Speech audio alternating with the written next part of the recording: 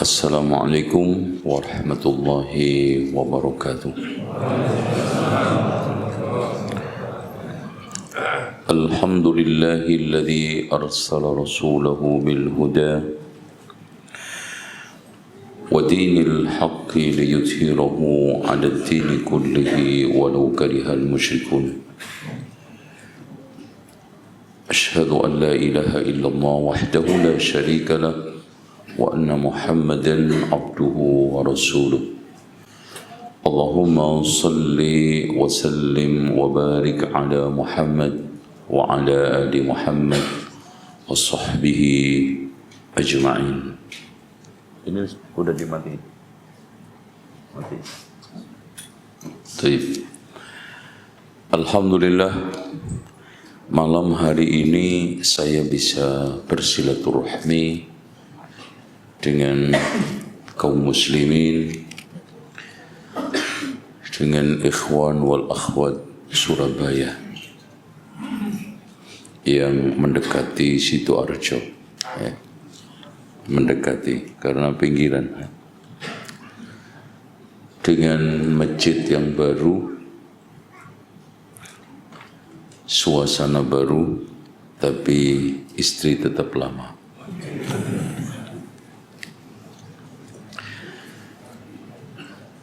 Ya, biar melek antum. Yang kita angkat adalah generasi anak cucu kita, dan itu memang stressing. Setiap orang-orang bertakwa itu mikiri anak cucu saya ini nanti beriman enggak. Itu kalau anak cucu saya nanti makan enggak, dapat jabatan enggak, kerjaan mapan enggak, itu bukan sifat orang mukmin. Makanya Allah katakan, walladzina amanu wattaba'athum dzurriyyatuhum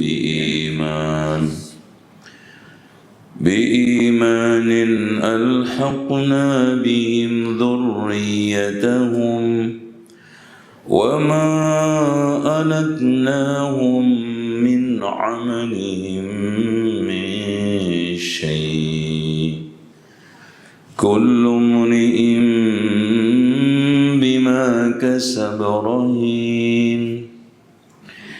والذين آمنوا واتبعتهم ذريتهم بإيمان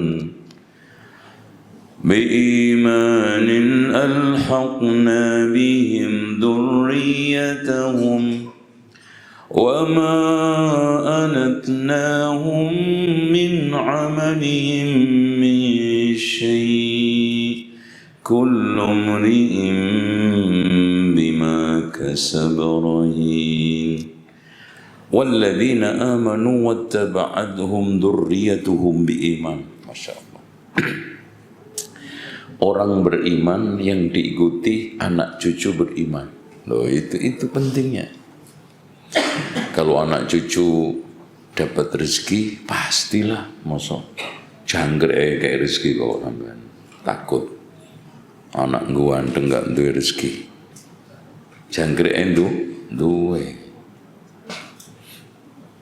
Loh, makhluk yang paling buas, jahat, yaitu binatang-binatang yang disuruh untuk membunuh.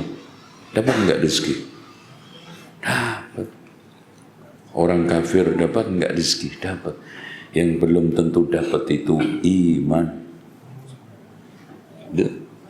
Makanya walladzina amanu wattaba'athum dzurriyyatuhum biimanin alhaqna bihim dzurriyyatuhum.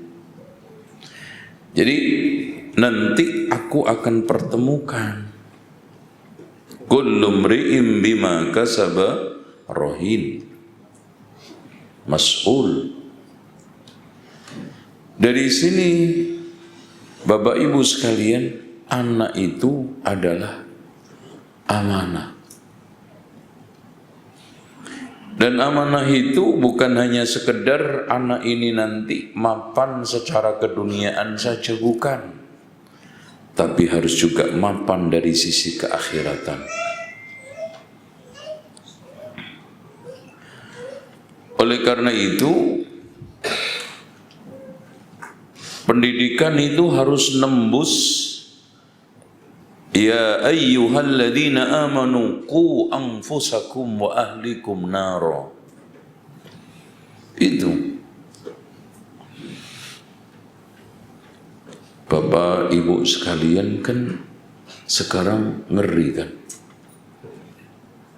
Di sekitar kita LGBT sudah mulai eksis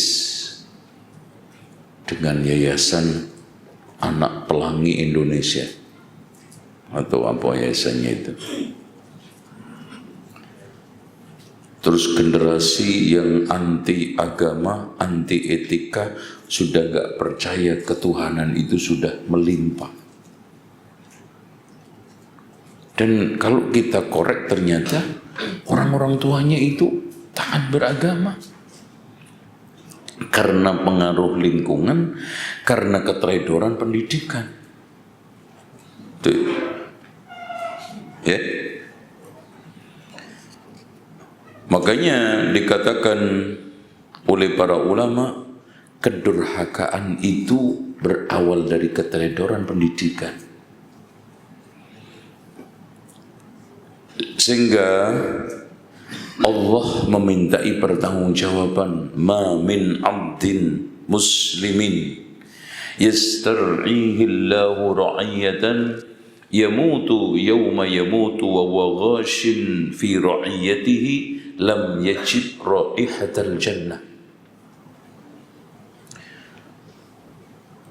Seorang hamba muslim mana saja ketika diberikan oleh Allah tanggung jawab, termasuk anak istri, keluarga, mati saat mati dia berkhianat, menipu terhadap tanggung jawabnya, maka mati tidak menemukan baunya surga.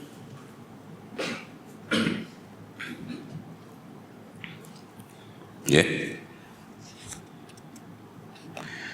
Dengan demikian Rasulullah menegaskan, la ayyu'addiba ar-rajul waladahu.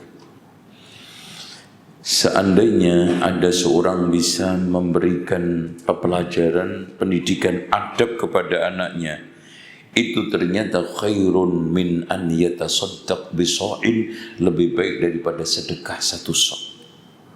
Lihat anaknya makan dengan minum dengan tangan kiri, tegur, itu lebih baik daripada antum sedekah satu sok. Ketemu orang salam, ya salam, assalamualaikum, waalaikum, khairun min ayyatasaddaq bisa'in. Dan adab ini sekarang yang ngelupas, yang banyak dilupakan oleh guru-guru sekarang.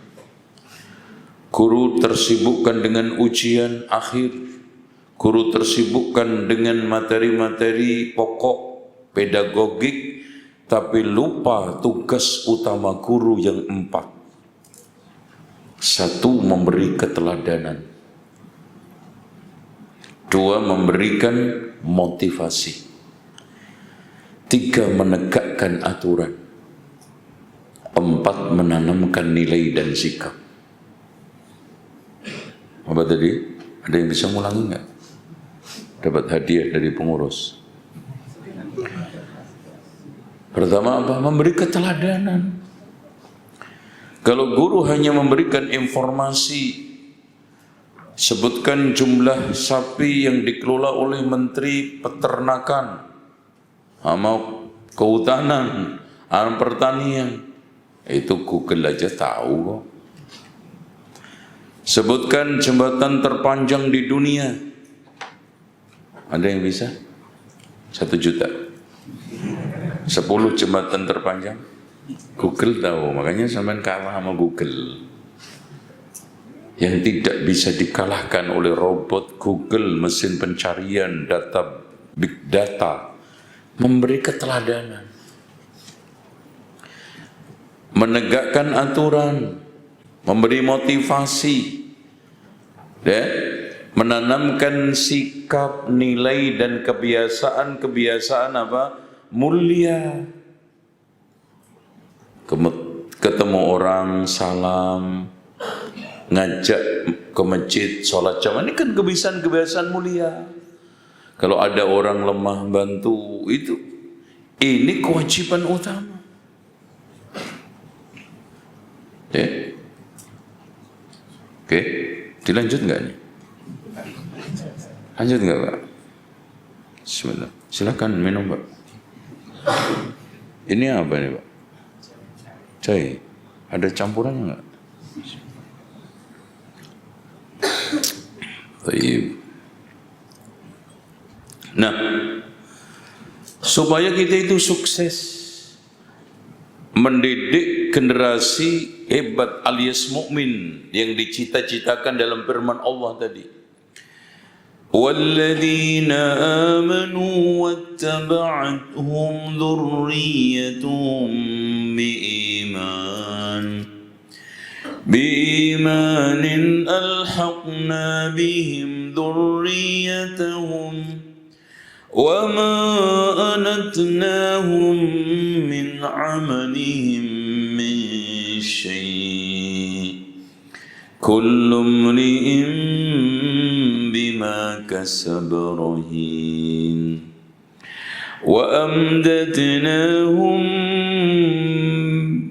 lanjutin. Ayo. وَأَمْدَدْنَاهُمْ ayo. Ayo. Ayo, Mas. Surat apa? Surat At-Tur kan?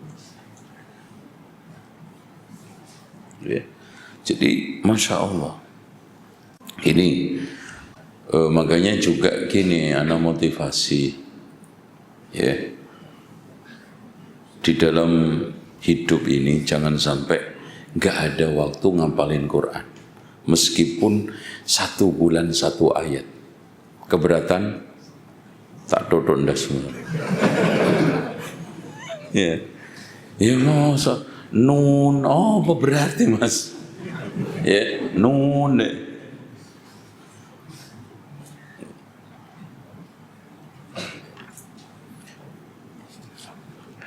وَيَطُوفُ عَلَيْهِمْ غِلْمَانٌ لَهُمْ كَأَنَّهُمْ لُؤْلُؤٌ مَكْنُونٌ وَأَقْبَلَ بَعْضُهُمْ عَلَى بَعْضٍ يَتَسَاءَلُونَ قَالُوا إِنَّا كُنَّا قَبْلُ فِي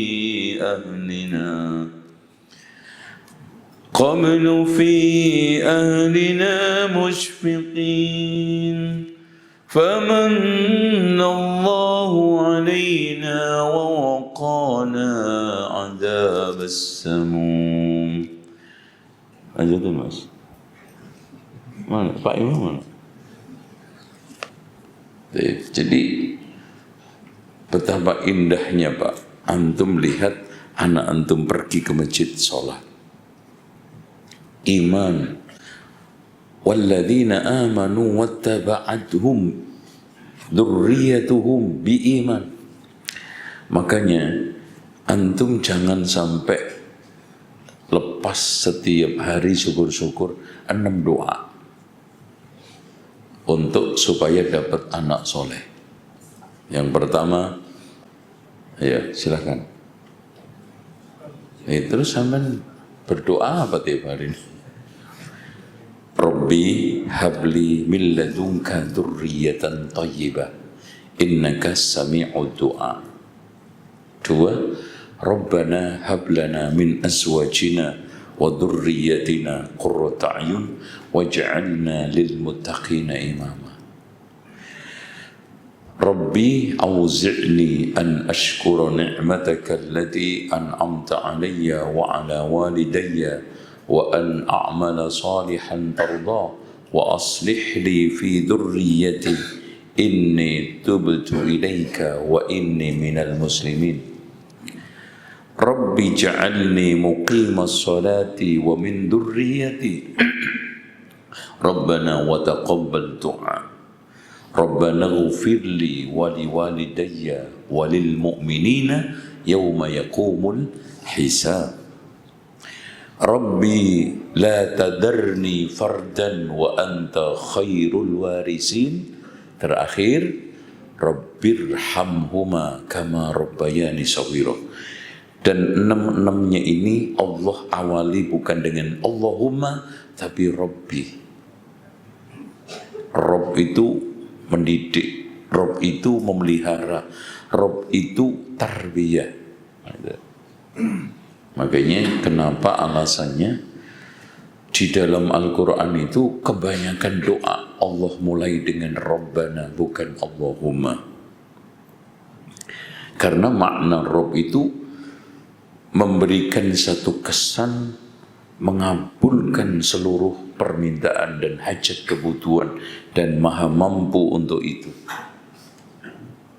Nah, sekarang lanjut supaya atau kriteria sifat-sifat orang tua yang pendidik hebat tadi itu, supaya menghasilkan anak hebat itu gimana?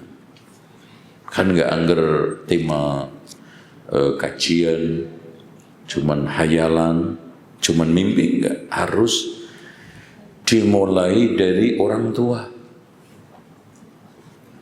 Ya, permasalahannya sekarang ini Pak, terutama laki-laki, kurang menunjukkan peran di pendidikan.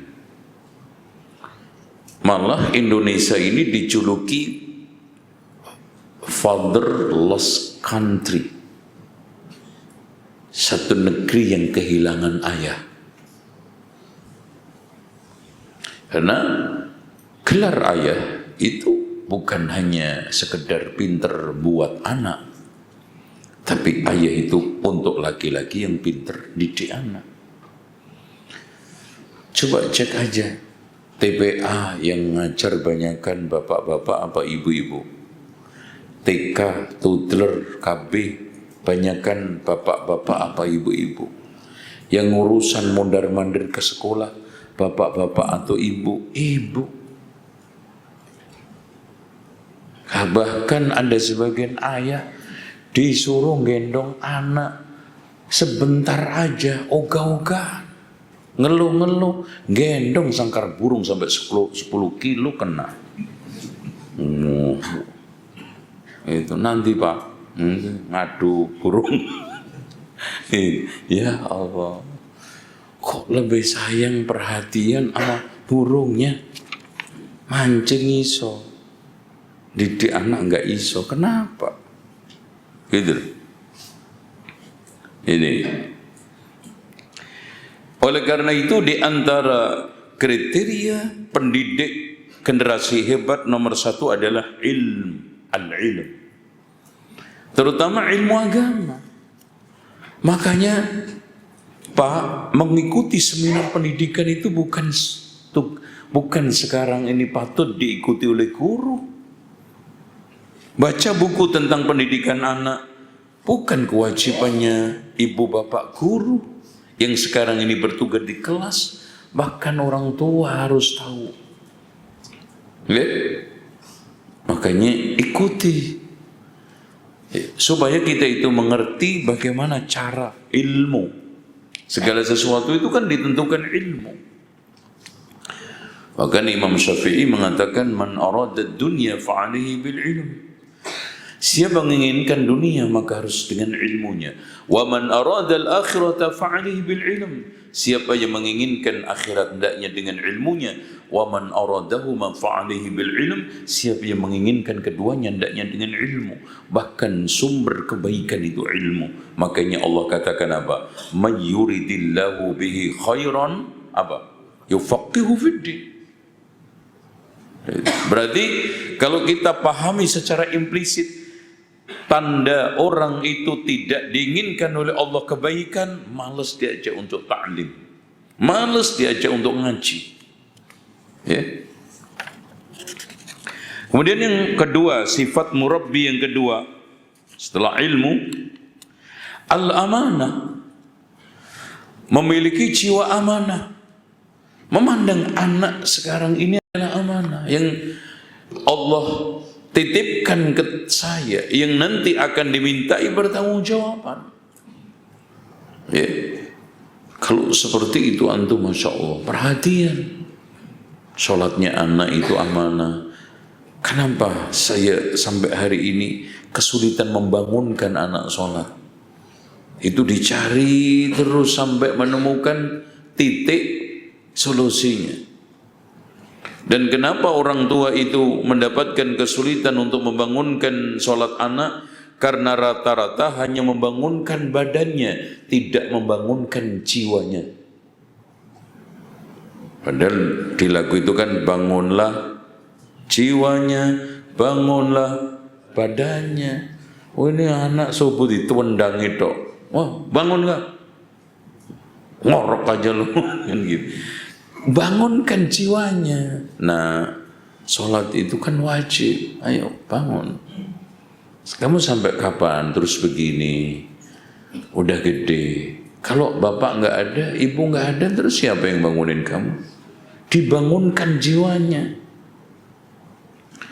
Ana tanya sama antum semua, andaikan antum pulang kerja, anak antum sedang tidur pulas, tiba-tiba kasurnya kebakar, kira-kira antum seret enggak untuk menyelamatkan? Lah anak antum kebakar neraka kok, tenang-tenang aja. Gitu. Dengan apa? Menyanyiakan sholat. Yang lebih lucu lagi, ada orang tua karena anak menjelang ujian akhir dipesan, udahlah biarin, gak usah sholat dulu, kasihan di bangunan nanti sholat ngantuk pagi-pagi. Ya Allah, sejak kapan anak supaya sukses ujian gak sholat? Minimal sholat subuhnya ntar nanti sekenaknya. Harusnya kalau bisa dibangunin tahajud.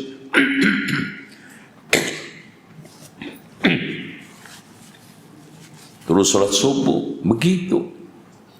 Suruh mohon kepada Allah. Antum juga mohon, Allahumma ja'alna, atau kalau saya selalu mendoakan santri-santri saya, Allahumma ja'al at-tullab wa talibat fi ma'had Ibnu Hajar minal muttaqin as-salihin an-najihin. Ya Allah, jadikanlah siswa-siswi yang belajar di Ibnu Hajar pondok saya termasuk orang yang bertakwa, soleh, sukses. Ya kan? Simpel tuh, nggak ada semenit ini untuk berdoa. Nggak bisa bahasa Indonesia ya, nggak bisa bahasa Arab, nggak usah, pakai bahasa apa aja. Ya. Kan enak. Tuh. Pokoknya gini, selalu pesen anak-anakku di pondok ini sehari sholat 5 waktu. Jangan sampai lupa, sekali aja doain ibu bapak di rumah sana. Di sujud, syukur-syukur tahajud. Bapak ibunya juga gitu, sekali aja sehari. Ya Allah, itu ingat, gitu. Doain. Kenapa doa ini dahsyat? Ya. Karena doa itu sering saya katakan bisa melakukan sesuatu yang dianggap mustahil oleh otak manusia. Mustahil kan Pak? Orang yang sudah ditelan ikan keluar bisa hidup. Keluar dan hidup sehat walafiat. Akhirnya siapa? Nabi Yunus berkata apa? La ilaha illa anta subhanaka inni kuntu minadh dhalimin. Jadi kalau ngadepin pendidikan anak, itu jangan curhat sana, curhat sini, ngeluh sana, ngeluh sini. Sebelum curhat sana sini, ngeluh sana sini, curhat sama Allah. Nomor 3, harus punya skill. Skill itu harus punya. Loh, sekarang Pak, Masya Allah, apa aja butuh skill kan? Hanya paling sederhana, ngambilin sampah dari sungai-sungai petugas itu kan ada pelatihannya itu. Cara efektif untuk mengambil sampah di sungai. Nah, kenapa kita sekarang ini mendidik manusia termahal yaitu anak kita? Kita tidak memiliki skill. Kalau nggak tahu, belajar. Dan watak pendidikan Pak, biasa dimanapun sering saya istilahkan pendidikan itu proses mengolah manusia sampah menjadi manusia emas. Fir'aun itu kan sampah, manusia sampah. Nabi Musa alaihissalam mendatangi apa? Dalam rangka untuk merubah supaya menjadi manusia hebat, manusia emas. Makanya dia mohon kepada Allah, Rabbis syrahli sadri wa yassirli. Yang dicurhatin pertama itu Allah. Gitu. Dan antum tahajud. Lewat tahajud itu Masya Allah. Ya. Dan apalagi nih anak kasih tips supaya bisa tahajud. Satu tebas tahajud bisa dapat 1 juz. Berarti setiap 1 bulan khatam sekali. 1 bulan rata-rata berapa hari Pak? Hah? Ngitung enggak? Ya 29, 30. Al-Quran berapa? 1 Quran berapa juz? Nah, berarti 1 hari. Nah, itu. Itu ngomong sendiri ya. 1 hari. Loh, kok diam? Parah. Ya. Caranya antum setiap rakaat kalau nggak hafal juga pakai mushaf, kan boleh tahajud pakai mushaf. Selembar 1 rakaat. Berarti salam 2, 10 berarti dapat berapa? 10 lembar. Berapa? 1 juz. Tutup witir 3 boleh, 1 boleh. Enak gitu. Sampai kapan antum enggak tahajud? Ya, dan itu ciri-ciri siapa? Muttaqin. Innal muttaqina fi jannatin wa uyun akhidina ma atahum rabbuhum innahum kanu qabla dhalika muhsinin kanu qalilan minal layli ma yahja'un wa bil ashari hum yastaghfirun wa fi amwalihim haqqun lis-sa'ili wal mahrum.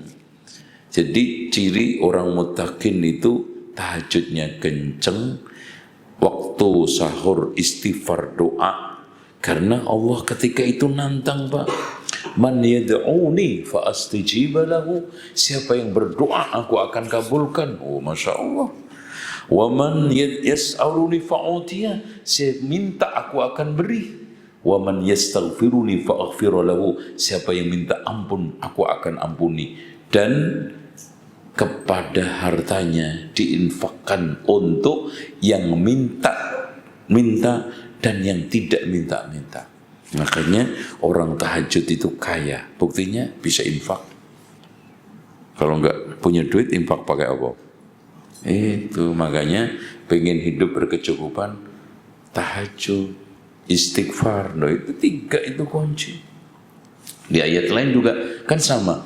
Tatajafa junubuhum 'anil madaji' yad'una rabbahum khaufan wa tama'a wa mimma razaqnahum yunfiqun. Sama ternyata. Ketika malam hari mereka itu mengangkat lambung-lambung mereka dari tempat tidur untuk berdoa kepada Rabb penuh dengan harap dan cemas, dan terhadap hartanya mereka itu infak. Pokoknya jalanin 3 ini top. Tahajud kenceng, doanya kenceng, infake kenceng. Udah dijamin. Dijamin pokoknya. Sing jamin siapa? Allah. Itu. Nih, biar anak kita itu lembut hatinya. Karena kita curhatin sama yang ngatur hati, yang rubah hati, yang megang hati manusia. Siapa? Rob. Karena Rasulullah mengatakan, inna quluba bani Adam baina usbu'aini min asabi'ir rahman yuqallibuha kaifa sya'. Sesungguhnya hati anak Adam itu di antara dua jemari Allah yang Allah rubah kapan saja. Tergantung kehendak Allah. Sekian. Ya, contoh aja, Pak. Menangani anak sholat, menangani anak malas sekolah, kan butuh skill. Menangani anak sekarang ini nakal, butuh skill. Menangani anak sekarang ini malas belajar, butuh skill. Nah, nomor berapa? 4. Kriteria atau sifat seorang tua pendidik yang hebat adalah al-adlu, bersikap adil. Jangan pilih kasih. Rasulullah menganjurkan i'dilu baina auladikum, bersikaplah adil kepada anak kalian. Dalam masalah hibah adil, dalam masalah kasih sayang adil, dalam perhatian pendidikan adil. Ya. Kemudian yang nomor berapa? Nomor 5. Al-hirsu, punya perhatian tinggi. Perhatian tinggi. Perhatian tinggi itu diwujudkan di dalam dua, sering mendoakan kebaikan dan mengawasi dan kontrol. Ya. Kontrol perhatiannya bagus, doanya bagus, itu menunjukkan orang tua punya perhatian. Tuh. Nomor berapa? 6. Al-hazmu, tegas, bukan keras. Kalau dikit-dikit gampar, dikit-dikit maki-maki, dikit-dikit marah-marah, itu keras. Tegas itu mengatakan wajib pada tempatnya, mengatakan sunnah pada tempatnya, mengatakan boleh pada tempatnya, tidak boleh pada tempatnya. Contoh, anak antum SMP minta motor, tepat enggak?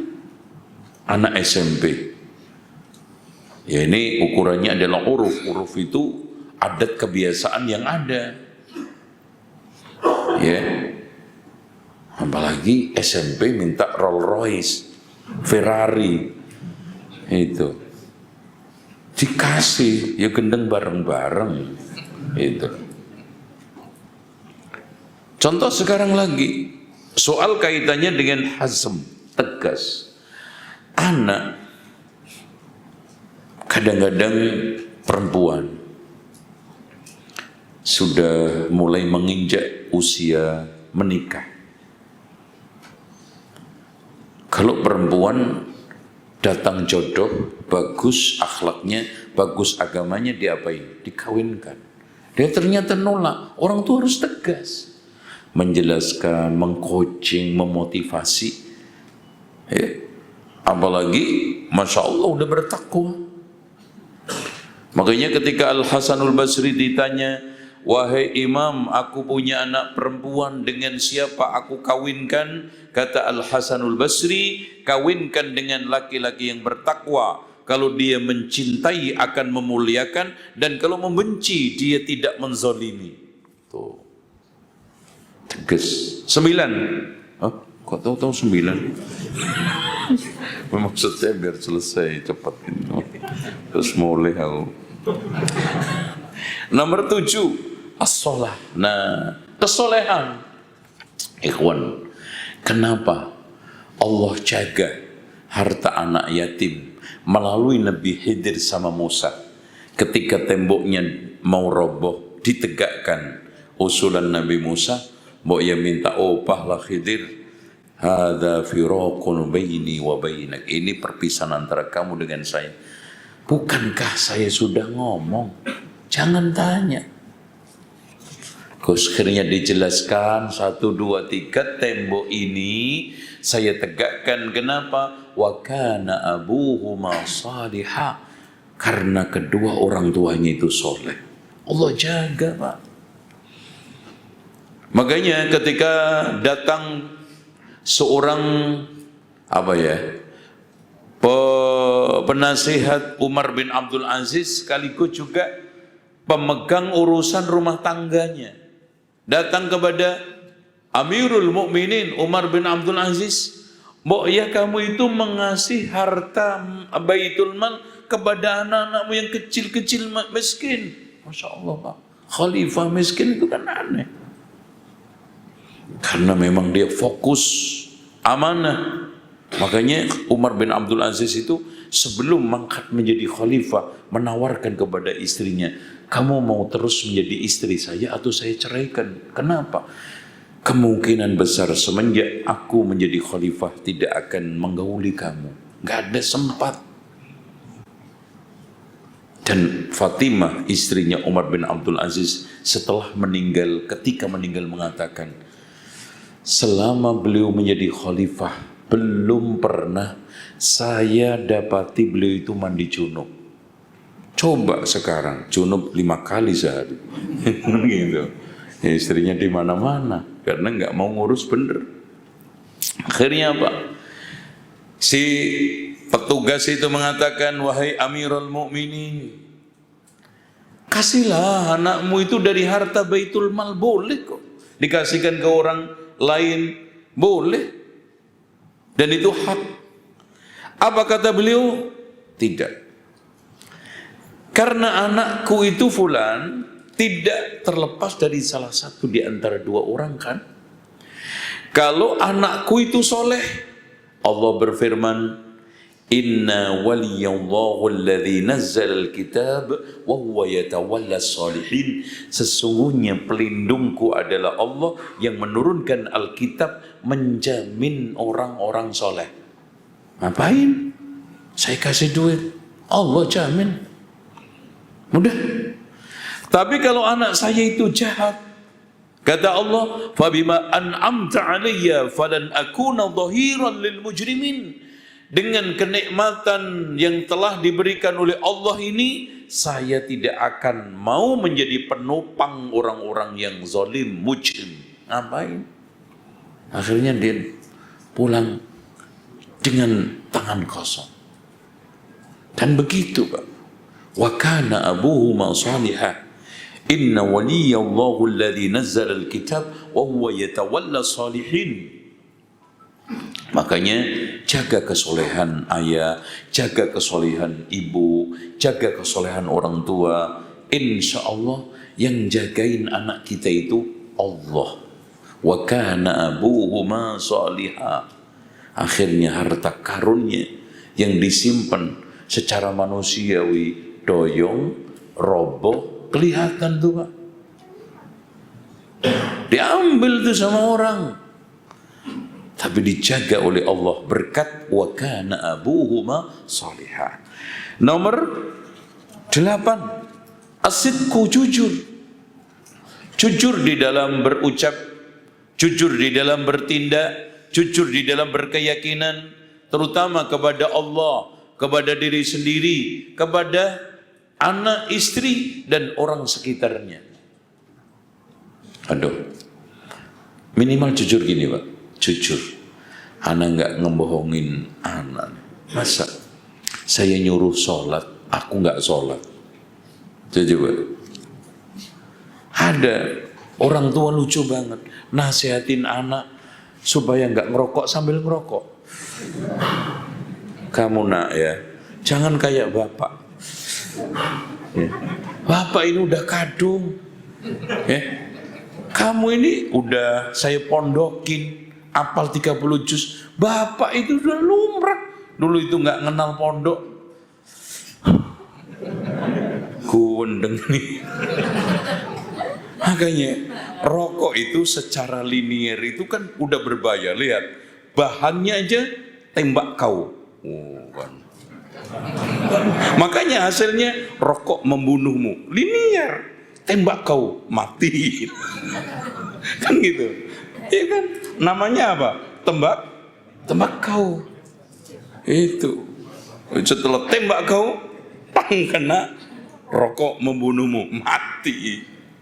Iya, linier itu. Kayaknya lucu. Rumah diasepin. Emangnya antum sajen apa? Itu subhanallah, bola baliknya ajen. Ya, makanya perokok itu Tuhannya berpindah dari Tuhan yang ini kepada apa? Rokok. Buktinya disembah setiap hari. Kenapa? Buktinya sajennya nyala terus, diasepin, dielus-elus, ya. Sebelum rokok aja dipijet-pijet, istrinya nggak pernah dipijet. Oh itu subhanallah. Udah berhenti ya. Oke. Afan, ini pengumuman yang punya mobil W1085 TF W1438HL, serahkan kuncinya ke saya. Ya, pindah ke SMPN 23, silakan. L1984 ya. Ini kayaknya mungkin menghalangi ya, insyaallah. Ini isaknya jam berapa, Pak?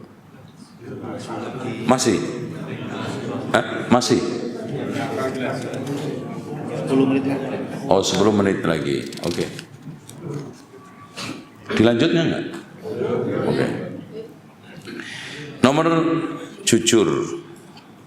Contoh, pernah ada seorang ibu-ibu rumahnya kedatangan Rasulullah, anaknya kecil, maklumlah tingkah-tingkah sono sini.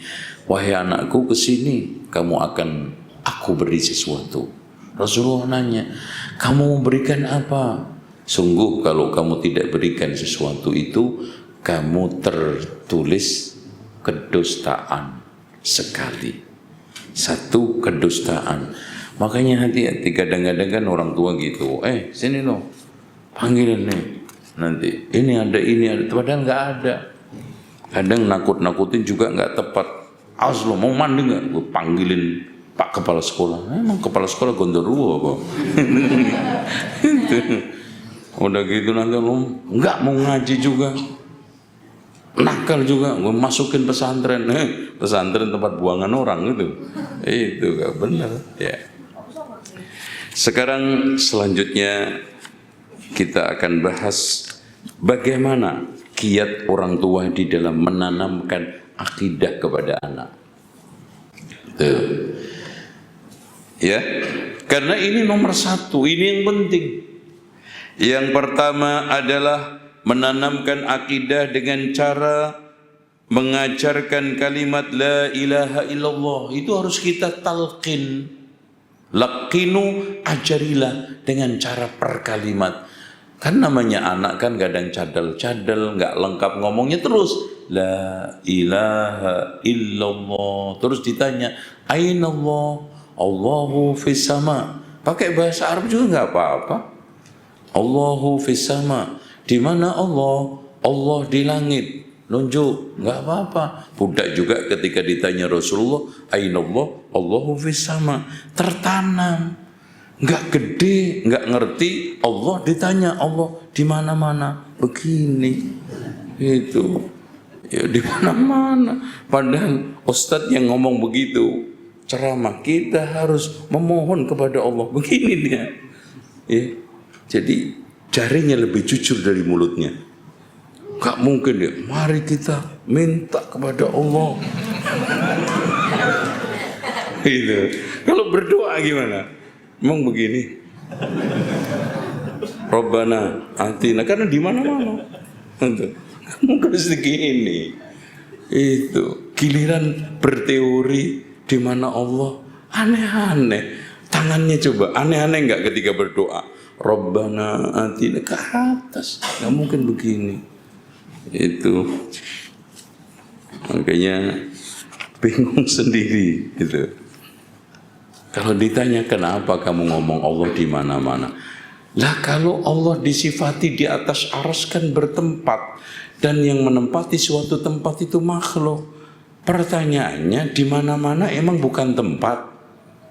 Tempat enggak? Iya, lebih parah lagi, bingung gitu di mana-mana. Itu. Anak tanya sama antum lagi, Rasulullah ketika Isra Mi'raj ketemu Allah di mana ketemunya? Di Gua Sur, di Gua Hira, apalagi di Gua Selarong. Di langit 7, di atas. Ketemu di mana? Di atas. Nggak mungkin Rasulullah Isra Mi'raj itu muter-muter itu nongdi gitu itu. Aduh, aneh ini. Udah repotin diri antum sih. Wong dikasih enak jelas ayatnya Ar-Rahmanu 'alal arsy istawa. Ar-Rahman semayam di atas aras. Tentang bagaimana amirruha kama ja'at bila kaifin. Zat Allah aja itu enggak diketahui kayak apa, apalagi sifatnya. Sifat itu kan mengikuti zat. Sifatnya aja antum tidak tahu sebenarnya bagaimana, apalagi sifatnya. Contoh gini, antum tiba-tiba cerita, wah itu di sebelah kiri masjid itu ada jin, tingginya 2 meter, bajunya kuning, bla bla bla. Dari mana antum? Di sebelah kiri masjid, tingginya 2 meter, sifatkan bajunya kuning. Antum zatnya aja nggak ngerti jin itu kayak apa. Zat itulah awal daripada untuk menelusuri sifat. Nah, Allah itu tidak mengenalkan kepada kita secara zat, tapi mengenalkan kepada kita secara nama dan sifat. Dan kewajiban kita akhirnya amirruha kama ja'at bila kaifin, jalankan apa adanya tanpa menanyakan bagaimana. 2. Menanamkan akidah lewat mengajarkan zikir-zikir. Mau makan minum baca bismillah, setelahnya alhamdulillah. Mau masuk rumah bismillah, mau keluar rumah bismillah tawakkaltu 'alallahi la haula wala quwata illa billah. Mau ngaji bismika Allahumma amutu wa ahya. Turu kabeh. Apa Mas mau ngaji baca doa tidur ya. Ya, diajarkan supaya apa? Zikir itu kan menyebut kalimat thayyibah ke Allah, ngingat ala bidzikrillahi tatmainnul qulub, sehingga anak itu terikat. Yang ketiga, kita percepat, kita ajak anak untuk mentadaburin ayat-ayat kauniyah dan syar'iyah, terutama di dalam Al-Qur'an. Tuh, untuk ngajari akidah. Nah, yang keempat, kita jaga anak kita dari berbagai macam ucapan dan perbuatan syirik. Sejak sekarang. Wah, nak, Abi, Pak, hujan itu kan karena ini itu. Jangan begitu. Ini kan enggak, di sekolah itu katanya padi itu ciptaannya Dewi Sri. Nah, Dewi Srinya mana? Ya enggak ada sih. Bu Sri ada itu di depan. Diluruskan. Dewi Sri itu dikatakan menciptakan padi, itu enggak boleh anakku, yang menciptakan Allah. Terus dijelasin. Ini penting karena anak kita, apalagi sekolah, temannya bermacam-macam, pulang-pulang minta pedang, pulang-pulang minta jimat. Karena apa? Temannya anak dukun gitu. Cerita macam-macam, bapak saya kan punya aku segini, punya keris begini. Oh begitu ya. Akhirnya pulang, Pak minta keris dong. Kenapa kamu tiba-tiba minta keris? Ternyata terpengaruh sama temannya. Nah, yang notabene bapaknya dukun sakti Mondrokuno, ora tedas paluning pandai, otot kawat bareng wesi, ketek tape, keringet pasti solar, kan gitu. Sono ya. Oke, ini sudah azan. Insyaallah kita lanjut nanti masalah-masalah pendidikan, atau mungkin kita buka tanya jawab. Demikian, subhanakallahumma hamdika asyhadu an la ilaha illa anta astaghfiruka wa atubu ilaik. Wassalamualaikum warahmatullahi wabarakatuh. Ya, dilanjut sampai jam 11 ya. Taib. Sekarang bagaimana mendidik ibadah akhlak? Ya, ibadah akhlak. Ikhwah sekalian, ibadah nomor satu yang harus kita biasakan, kita tanamkan adalah sholat. Karena Rasulullah SAW mengatakan muru awladakum bis salati wa hum abna'u sab'u sinin.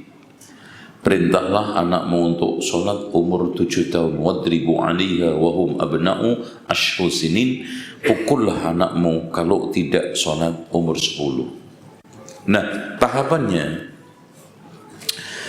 antum harus ajarkan tata cara sholat, ya, yang simple, yang singkat. Dan alhamdulillah sekarang Allah mudahkan wasilah, ada Yufidki yang mengajarkan sholat. Itu antum suruh aja ngelihat itu, masya Allah. Makanya kita itu jangan sampai kehilangan cara, ya, kehilangan akal. Terus kemudian kita mulai ajak praktek sholat. Ya, kadang-kadang cuma bisa ruku, nggak apa-apa. Kadang cuma bisa sujud, nggak ada masalah. Nanti kalau sudah mulai besar sedikit, kita ajari bacaannya. Gerakannya dulu aja yang penting ikut. Kemudian ya bacaan itu di atas umur 4-5 TK itu sudah mulai kita ajarkan bacaannya. Nah, nanti kalau sudah masuk SD itu sudah mulai lancar. Ya, terus tahapan berikutnya kita ajak ke masjid. Apalagi sudah tamyiz, umur 8, 9 dibiasakan ke masjid. Ya, dan jangan sampai ada kesimpulan bahwa anak saya begini, anak saya bandel, anak ini. Jangan. Gini Pak, anak itu punya ritme begini. Umur 1 sampai 4 itu biasanya nyenengi. Nangis saja seneng, itu ya. Nangis saja seneng, apalagi ketawa. Umur 5 sampai 8 itu ngeseli. Ya. Jangankan ketawa aja ngeseli, apalagi nangis. Ketawa ngakal, itu kan gitu. Kadang-kadang kayak keledai kan gitu. Itu. Nah, umur 8 sampai 18 nyusai, apa? Ngeseli, nyusai ya. Nyenengi, ngeseli, nyusai. Itu makanya sering saya katakan punya anak itu banyak susahnya daripada senangnya. Cuma alhamdulillah Allah titipkan pada setiap hati orang tua senang disusai anak. Ya kan? Senang nggak antum? Ibu-ibu kan kalau nggak antar jemput seminggu aja anak-anak, ya itu apa ya, kaku juga badannya, badan antar jemput itu juga susah. Tapi memang senangnya begitu, senang. Dipanggil sekolah, anaknya begini senang, itu diminta ini minta itu senang aja. Makanya kadang-kadang subhanallah romantika punya anak itu. Anaknya apa aja dibeliin, baju dibeliin, orang tuanya bajunya itu aja. Ya, karena memang seperti itu fitrah. Nah, kemudian kebiasaan ibadah-ibadah lain terutama puasa. Nih, nanti puasa anaknya yang umur sudah tamyiz diajak puasa. Latihan mungkin 1/4 hari, setengah hari sampai full. Ya, zaman dulu aja sahabat itu sampai dibeliin mainan, itu dibikinin mainan kayak makan makanan bentuknya, tapi bukan makanan. Padahal zaman dulu. Sekarang apalagi ya banyak hal-hal yang bisa melupakan anak itu dari puasa. Jadi kita tanamkan kita ini, karena sekarang lahir anak-anak yang sudah jauh dari agama, nilai. Bahkan generasi yang ada sekarang ini terpecah menjadi 3. Generasi militan, generasi yang mengambang, ya, generasi yang bingung, generasi yang bisa ke sono sini tertarik. Nah, generasi yang ateis, anti agama, anti etika, mereka sudah banyak yang tercebur ke dalam LGBT, pergaulan bebas. Itu. Nah, ini yang menyelamatkan cuma satu, yaitu pendidikan orang tua, pendidikan keluarga. Mengandalkan sekolah susah, Pak. Nah, sekarang bagaimana tahapan untuk mendidik akhlak dan adab? Yang pertama, kita harus tanamkan adat kebiasaan sejak kecil, sejak dini. Contoh, ya tadi, ketemu orang, salam, masuk ke rumah orang, izin, ambil barang orang, minta izin, itu kan kebiasaan. Ya, kadang-kadang ada anak ketika masuk ke rumah orang itu ambil barang ini, ambil barang itu, dibiasakan dan biarkan oleh orang tuanya. Ya anak kecil alasannya. Ya, nggak mungkin lah anak kecil itu nyolong. Nggak mungkin. Dan yang punya rumah juga nggak akan bakal mikir ke sana. Tapi kita dalam rangka untuk menanamkan adat kebiasaan baik. Ambil barang temannya nggak izin, itu nggak baik. Harus kita tanamkan sejak sekarang untuk izin. Ketemu orang permisi, assalamualaikum, itu uruf yang baik.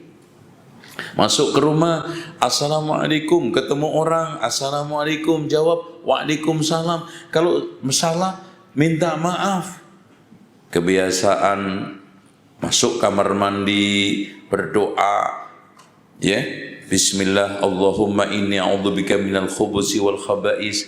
Keluar, ghufranak, kemudian ceboknya, ininya. Bahkan Pak, di negara-negara maju seperti Jerman, itu anak TK, ujian akhirnya itu kemandirian.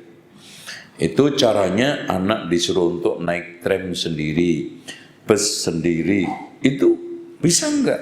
Kalau belum bisa, enggak diloloskan.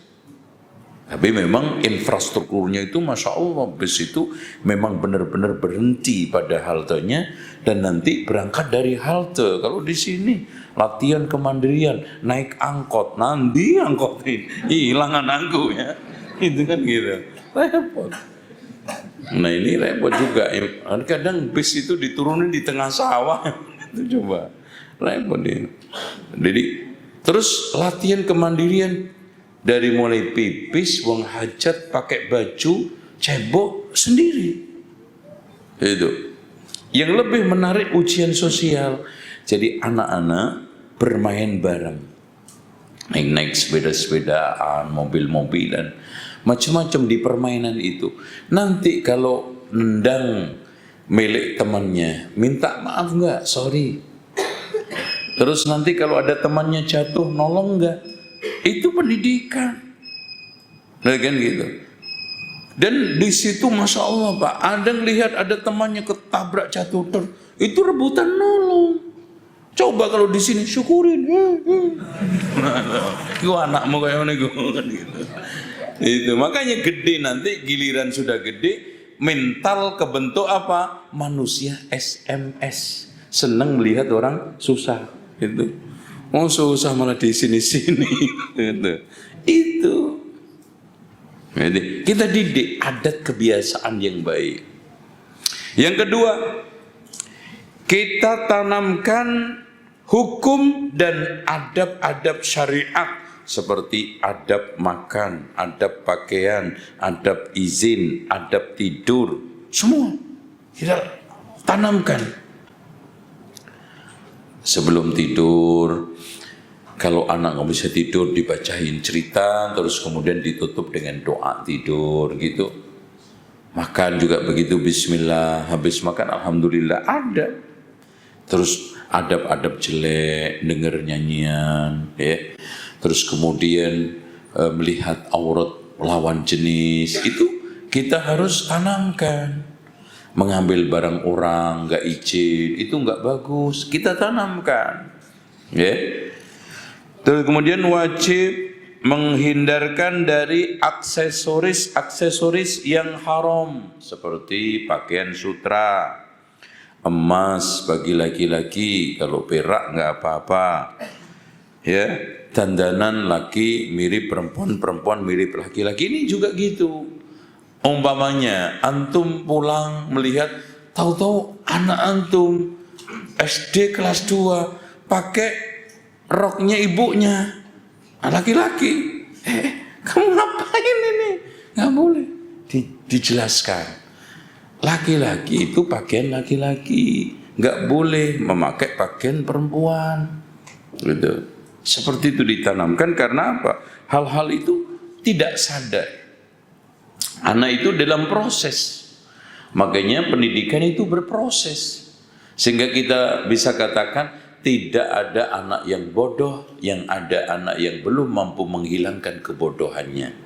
Tidak ada anak yang lemah, yang ada adalah anak yang belum mampu menggali kelebihannya. Tidak ada anak yang sekarang itu nggak pinter, nggak ada. Semua anak punya potensi, bakat yang masih terpendam, positif, potensial, tinggal orang tuanya mau menggali enggak. Apalagi kalau hanya didasarkan atas nominal nilai ranking, itu menilai itu enggak benar. Ya. Terus kemudian berikutnya yang terakhir adalah yang keempat, mendorong untuk berakhlak mulia kepada Rabb-nya dengan takwa, kepada sesama manusia, bahkan kepada hewan-hewan, tumbuh-tumbuhan dan lingkungan sekitarnya. Contoh, anak buang sampah sembarangan, ditegur karena merusak, mencemari lingkungan. Ya, contoh sekarang anak ngebukin kucing, jangan sekarang ini menyakiti hewan. Ceritain, itu ada loh, seorang perempuan dimasukkan oleh Allah ke neraka karena tidak memberi makan kucing, apalagi ngebukin. Hal-hal yang sekarang seperti ini sederhana, ringan, kena ke anak, apalagi yang menanamkan itu gurunya, karena sebagian anak itu lebih percaya, lebih mendengar kepada guru daripada kepada orang tua, sehingga di sini harus ada sinergi. Bapak Ibu sekalian, ketika jangan mentang-mentang sudah bayar masukin anak pesantren terus berpangku tangan, pokoknya nuntut aja, pokoknya anak nggak mau tahu, anak saya harus sekarang masuk penjahat keluar malaikat. Hebat ini. Makanya sering saya sindir, ada ketika orang memasukkan ke pondok itu didik anak, tapi ada juga nitip anak, lebih parah buang anak. Didik anak, nitip anak, buang anak. Kalau antum tahu nitip enggak? Nitip sepeda, masukin pagi ambil sore. Nitip anak juga gitu, dimasukin pendaftaran terus langsung lulus itu aja. Diajak parenting nggak pernah datang, kumpul sekolah nggak pernah datang, komunikasi jurnal sekolah juga nggak pernah ditulis, nggak pernah diisi, lembar komitmen juga dicuekin, liburan dikasih tugas juga nggak ditandatangani, nggak dikontrol. Gimana antum sekarang pengen anak masuk penjahat keluar malaikat? Ya nggak bisa. Bahkan saya katakan keberhasilan pendidikan itu 40% tergantung pada motivasi intrinsik pada anak. Kedua, 30% dari guru, 30% dari orang tua.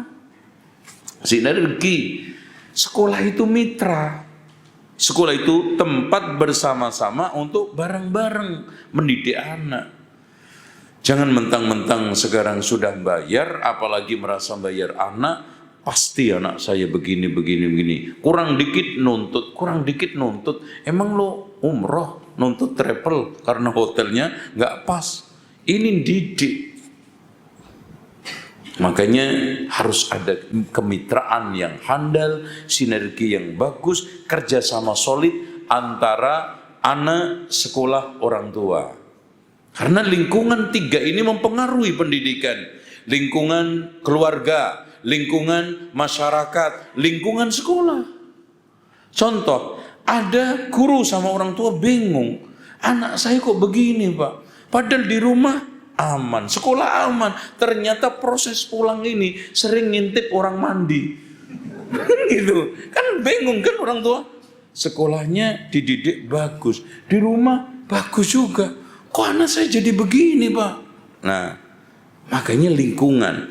Sehingga orang, guru rumah orang tua, guru sekolah ibu guru, guru masyarakat, RT, RW, lurah, sampai presiden. Ini harus sinergi untuk menjalankan proses pendidikan yang benar dan baik, optimal untuk anak generasi supaya keluar hebat.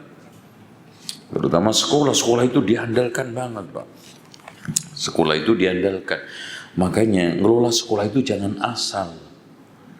Ya, sekarang mentang-mentang umpamanya ada nggak sedikit karena dia kecewa dengan sekolah itu mendirikan sendiri. Akhirnya muncul sekolah perjuangan. Oh, Masya Allah.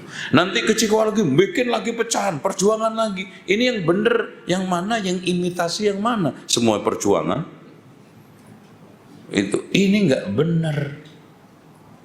Ya, pendidikan itu dibutuhkan background, skill, latar belakang.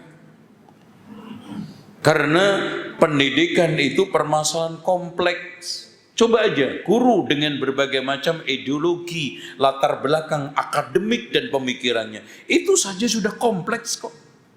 Karena kita nggak baik-baik mengelola lewat anak dengan latar belakang keluarga orang tua yang macam-macam saya katakan tadi kan. Emang sekarang dilarang kalau anaknya umpamanya maling sekolah, anaknya rampok sekolah nggak boleh, anaknya dukun sekolah nggak boleh, boleh kan? Boleh nggak?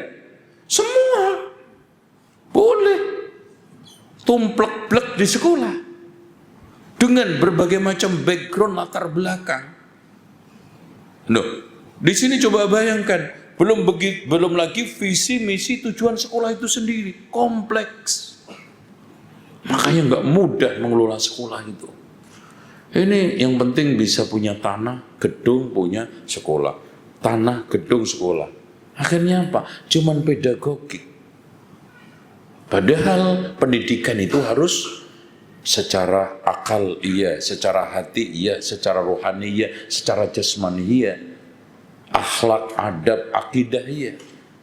Bahkan yang saya katakan tadi itu, keteladanan, pembiasaan, penegakan aturan, loh kan gitu, pemberian motivasi, penanaman sikap dan nilai, ini nomor satu. Makanya bagaimana bayang-bayang itu bisa tegak, bendanya aja bengkok. Guru kencing, lanjutin dong. Guru kencing, murid kencing, ya ngeder-ngeder. Gurunya aja gitu. Nah itu loh Pak. Makanya nomor one itu keteladanan. Sosok kan Pak, modeling. Guru itu modeling buat anak kan. Saya itu saat ini mungkin ada Rasulullah, tetapi ketika diceritakan itu kan butuh sosok model. Coba memodelkan di depan mata saya dermawannya Rasulullah itu kayak apa sih? Oh, guru saya itu loh Masya Allah dermawan banget, senyumnya Masya Allah. Karena kita baru cerita Rasulullah itu murah senyum, penyayang. Coba kasih model, contoh faktual. Siapa? Guru. Makanya disingkat orang Jawa itu guru, digugu ya ditiru. Sama dengan wedang, ngawet no kadang. Sama juga gedang, digeget bar madang. Sama juga tingkep, lenting sak kekep. Itu guru, digugu ya ditiru. Didengerin, ditiru. Makanya, Masya Allah, tidak ada yang paling sulit. Coba, saya mengelola pendidikan itu puluhan tahun. Yang paling sulit adalah apa? Membina SDM.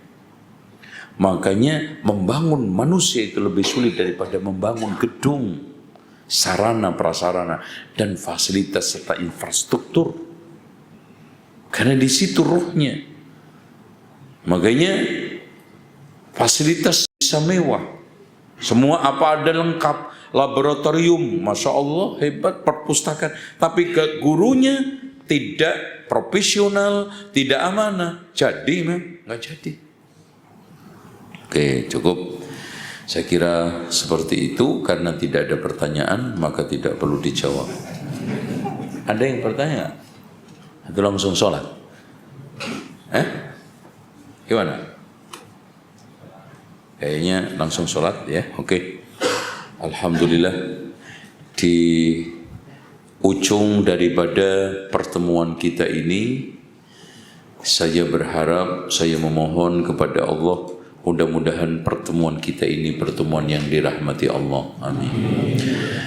Dan semoga perpisahan kita perpisahan yang dijauhkan oleh Allah dari keruh hati dan perpecahan.